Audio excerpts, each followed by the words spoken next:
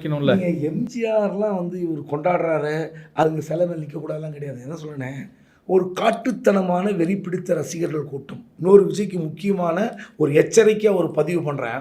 ஆந்திரா, தெலுங்கானால ஒரு பெரிய ஸ்டார் தான் அல்லு அர்ஜுன். அந்த அல்லு அர்ஜுன் புஷ்பா 2 படம் ரிலீஸ் போது தியேட்டருக்கு போகாதீங்கன்னு போலீஸ் சொல்றாங்க. காரணம், அவருக்கு இதே போல விஜய் போல அவருக்கு வெறி பிடித்த ரசிகர்கள் கூட்டம், கட்டுக்கடங்காமல் கூடுகிற கூட்டம். நீங்க போகாதீங்கன்னு சொல்றாங்க. அவர் மீறி போகிறார். அந்த நெரிசலில் ஒரு பெண் இறந்து விடுகிறார். அதில் அல்லு அர்ஜுன் கைது. தெலுங்கானாவுடைய முதலமைச்சர் ரேவந்த் ரெட்டியுடைய தூரத்து உறவினர்னு கூட சொன்னாங்க, கவலைப்படலை. கைது செய்து சிறையில் அடைக்கப்பட்டார். ஒரு நாள் சிறையில் இருந்தார், ஒரு இரவு சிறையில் இருந்தார். யார்? அல்லு அர்ஜுன். இத்தனைக்கும் பயங்கரமான ஃபேமிலி. சிரஞ்சீவியுடைய ரிலேட்டிவ், பெரிய காங்கிரஸ் கட்சி, அப்புறம் தெலுங்கு தேச ரிலேட்டிவ் எல்லாம் இருக்கிறாங்க.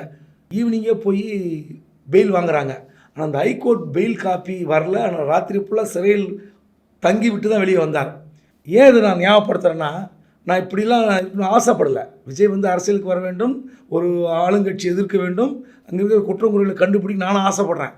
ஆனால் பஸ்ஸுக்கு 1 இன்ச்சு முன்னாடி அப்படியே நடந்து போகிறாங்க.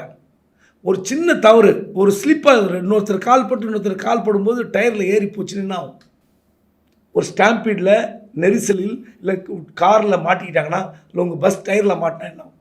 ஒரு 10 பேர் 5 பேர் இது நெரிசலில் மாட்டி செத்து போனால் எவ்வளோ பெரிய நெருக்கடி, உங்களுக்கு மன வேதனை.